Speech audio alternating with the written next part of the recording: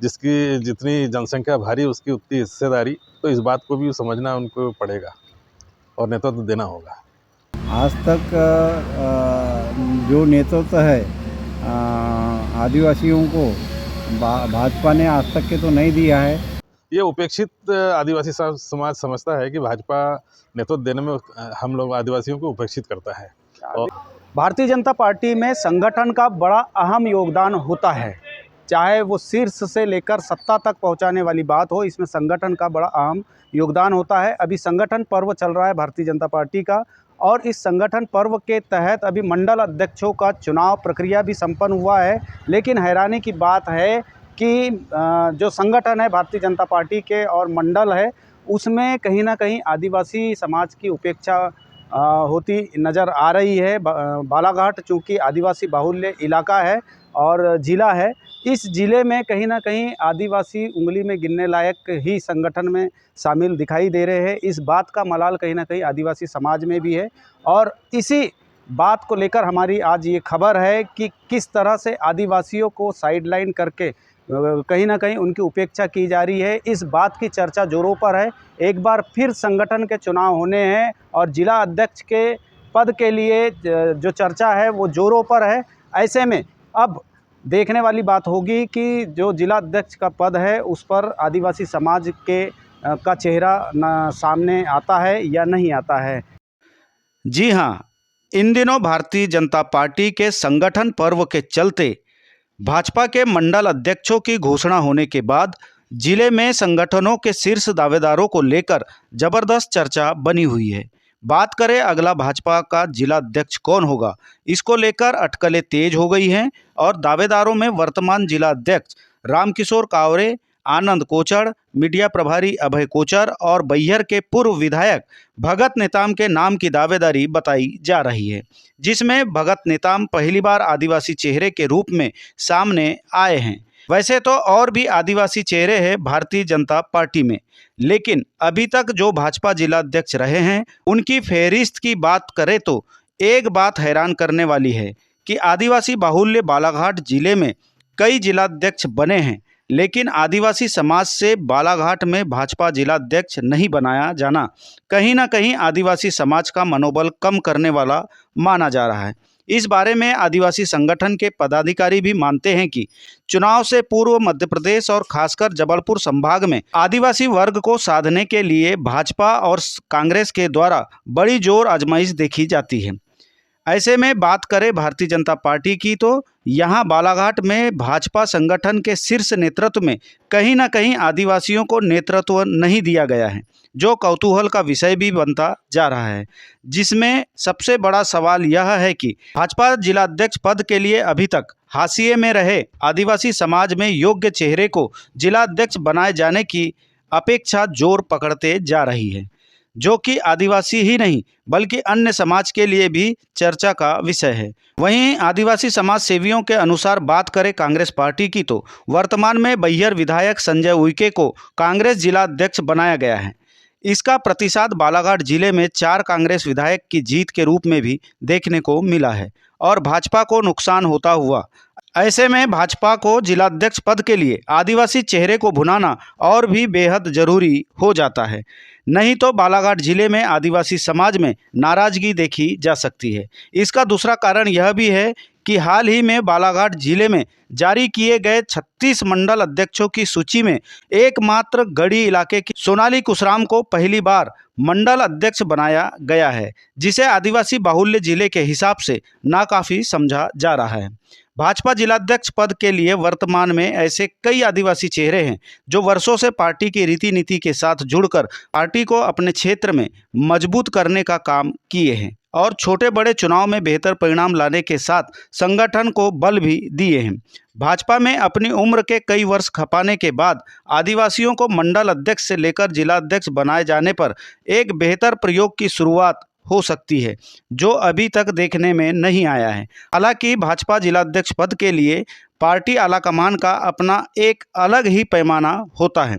बावजूद इसके देखना है कि भाजपा में वर्षों से संगठन के साथ काम करने वाले चेहरे को अगला पार्टी जिला अध्यक्ष के लिए किसे योग्य माना जाता है और क्या इस बार आदिवासी चेहरे के रूप में नया जिला अध्यक्ष देखने को मिल सकता है। बहरहाल यह सब जनचर्चाओं में है और आने वाले समय में जल्द ही भाजपा संगठन में तस्वीरें साफ हो जाएगी। लेकिन कांग्रेस ने एक अध्यक्ष पद दिया है और उसके बाद भाजपा हमारे आदिवासियों को कोई नेतृत्व नहीं देती। और मैं भाजपा से नेतृत्व के बारे में कुछ अपील करूंगा कि भाई हमारे आदिवासियों को नेतृत्व क्यों नहीं दिया जाता और हमारे आदिवासी भाई उसके लिए लड़ाई तो लड़ते हैं लेकिन नेतृत्व के लिए कोई काम नहीं करता। अगर आदिवासियों को नेतृत्व मिलेगा तो आदिवासियों का बहुत फ़ायदा होगा और आदिवासी काम करेंगे। हाँ, मैं चाहता हूँ कि बालाघाट ज़िले में एक आदिवासी को नेतृत्व दिया जाएगा तो बहुत ट्राइबल को फ़ायदा होगा और वो बहुत अच्छे से काम करेंगे। ओके, धन्यवाद। अच्छा, तो भाजपा के लोग बता सकते हैं कि उनकी नेतृत्व करने के लिए वो किस समाज को सबसे ज़्यादा प्राथमिकता देते हैं और किस आधार पे वो जो प्राथमिकता देते हैं और नेतृत्व चुनते हैं, ये उन्हीं की मानसिकता को हम पढ़ नहीं सकते। अच्छा, तो ये बताइए कि अभी क्या लग रहा है कि आदिवासियों को मौका मिलना चाहिए?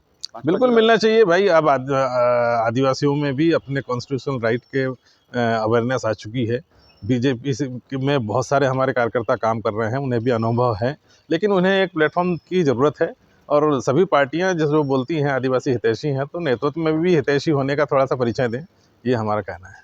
इन दोनों पार्टियों ने 1947 के बाद 1950 के बाद हमारा जो आज़ादी है मिली और फिर संविधान लागू हुआ, उसके बाद से अब समीक्षा करना चालू कर दिया आदिवासी समाज कि हमें दोनों पार्टियों ने राजनीतिक परिप्रेक्ष्य में हमें क्या दिया। तो इस बात की समीक्षा अब होने लगी है और इन दोनों पार्टियों से दूरी बनाना अब धीरे धीरे चालू हो चुकी है। और तीसरी पार्टी का उदय जैसे बहुत सारी क्षेत्रीय पार्टियां ले रही हैं, तो ये इनको बढ़ावा मिलने वाला है आने वाले समय में। अगर इन्होंने विकसित किया आदिवासी समाज को अपने नेतृत्व के लिए, तो ये तो होगा ही आने वाले समय में। इसलिए कहीं ना कहीं दोनों पार्टियों को नेतृत्व के लिए एक अच्छा प्लेटफॉर्म आदिवासियों को देना चाहिए, ये मेरा मानना है। बिल्कुल बनाना चाहिए। भगत नेताम जी एक बहुत समय से विधानसभा चुनाव लड़ते आ रहे हैं, विधानसभा सदस्य का नेतृत्व किया है उन्होंने। अनुपमा नेताम जी हैं, इनके पास भी काफ़ी अच्छा नेतृत्व है। और ये गुड्डा मरकाम जी हैं जो बैहर को संभालते हैं। तो ऐसे बहुत सारे लोग हैं जिसको कि मौका मिलना चाहिए, ताकि कहीं ना कहीं ये लोग हमारे आदिवासियों के हितैषी होने का एक दम भरेंगे। उसके साथ साथ में अधिकारों के लिए जगह जगह अपनी बात को मजबूती से रखेंगे। क्या भाजपा के लिए भी हितकारी होगा? बिल्कुल, भाजपा के लिए अगर वो आदिवासी हितैषी समझती है अपने आप को, तो आदिवासियों को भला करने के लिए उन्हें ये रास्ता भी अपनाना पड़ेगा। संगठन में जगह देना? संगठन में बिल्कुल जगह देना पड़ेगा आपको। आज आपको जैसे अभी बातें हो रही हैं कि जिसकी जितनी जनसंख्या भारी उसकी उतनी हिस्सेदारी, तो इस बात को भी समझना उनको पड़ेगा और नेतृत्व देना होगा। बालाघाट में आदिवासी समाज बहुत बड़ा मादा रखता है क्योंकि बाहुल्य है।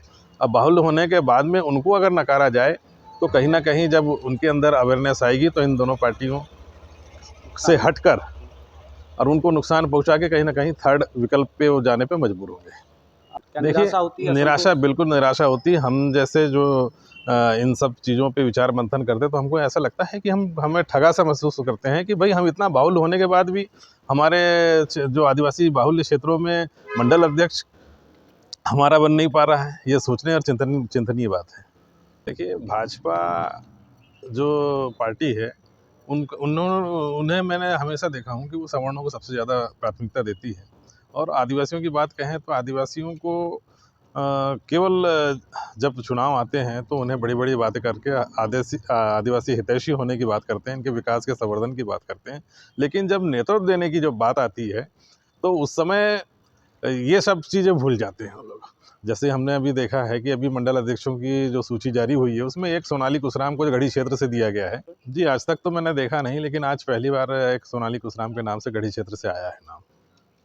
अच्छा, अभी जिला अध्यक्ष के पद के लिए क्या जिला मानते हैं आप? देखिए, जिला अध्यक्ष के पद कांग्रेस ने अभी थोड़ा सा संज्ञान में ली, आदिवासियों के लिए कुछ की, तो कांग्रेस ने संजय उइके जी को बनाया, लेकिन भाजपा के तरफ से आज तक कोई पहल नहीं हुई है। जैसे वैसे भी हमारे साथ में हमारे बीजेपी को जो आदिवासी समाज के लोग बिलोंग करते हैं, उसमें भगत नेताम जी है, अनुपमा नेताम जी है, उधर गुड्डा मरकाम बैहर में देखते हैं।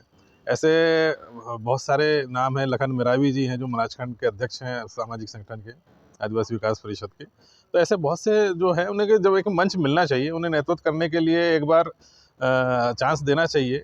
और उनका अगर वो इनकी मानसिकता में ये रहता है कि आदिवासी नेतृत्व करने में उतने ज़्यादा अच्छे नहीं होंगे, लेकिन भाई उनमें उन्हें उठा के उन्हें मंच देकर आप सपोर्ट करके उन्हें अच्छे एक नेतृत्व के लिए तैयार किया जा सकता है।